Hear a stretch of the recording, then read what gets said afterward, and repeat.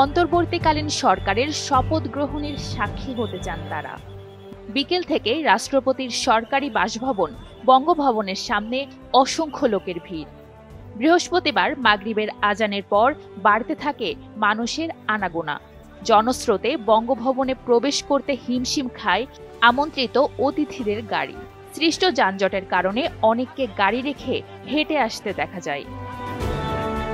শপথ গ্রহণকে কেন্দ্র করে বঙ্গভবন এলাকায় ব্যাপক নিরাপত্তা দেখা যায়। উৎসুক জনতাকে ঠেকাতে হিমশিম খায় আইনশৃঙ্খলা বাহিনী।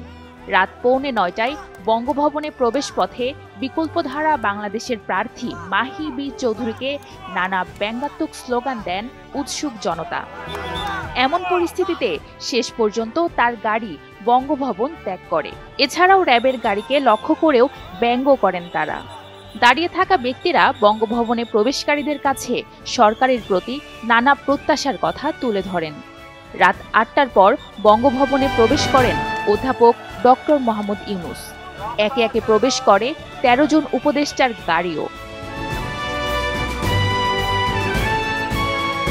জাতির প্রত্যাশা হচ্ছে একটি স্বাধীন দেশের নাগরিকদের মুক্ত পরিবেশে যাতে বাংলাদেশের জনগণ বসবাস করতে পারে এবং আমাদের সাংবিধানিক রাজনৈতিক এবং গণতান্ত্রিক অধিকার যাতে প্রত্যেকটি মানুষ সমানভাবে ভোগ করতে পারে। সকলের যাতে রাজনীতি, সমাজ, অর্থনীতিতে সমান অধিকারের জন্য একটা লেভেল প্লেইং ফিল্ড সৃষ্টি করতে পারে এবং সবচেয়ে বড় কথা হচ্ছে বাংলাদেশের মানুষের মালিকানা তাদের কাছে ফিরিয়ে দিতে হবে ভবিষ্যতে, যাতে বাংলাদেশের গণতান্ত্রিক প্রক্রিয়া কেউ বাধাগ্রস্ত সৃষ্টি করতে না পারে। প্রাতিষ্ঠানিক সেই পরিবর্তনগুলো করতে হবে এবং সেটা নির্বাচনের আগে যেগুলো প্রয়োজনীয় সেগুলো করে আমার মনে হয় দেশটাকে অন্তত একটা স্টেপ এগিয়ে দিয়ে আমরা যাতে আগামী দিনে যাতে আমরা দেশকে জনগণের আকাঙ্ক্ষা প্রত্যাশা পূরণে সমর্থন করতে পারি, সামনের দিকে এগিয়ে নিয়ে যেতে পারি।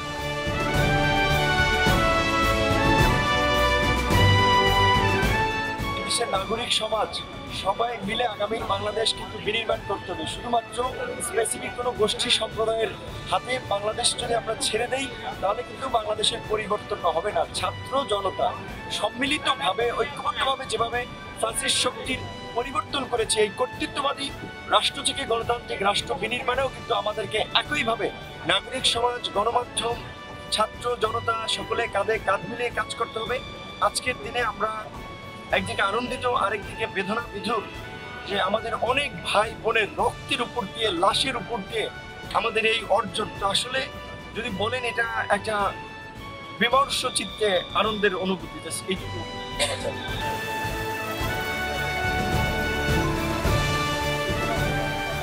আমরা তো অনেক অর্থনৈতিক চ্যালেঞ্জের মধ্যেই আছি।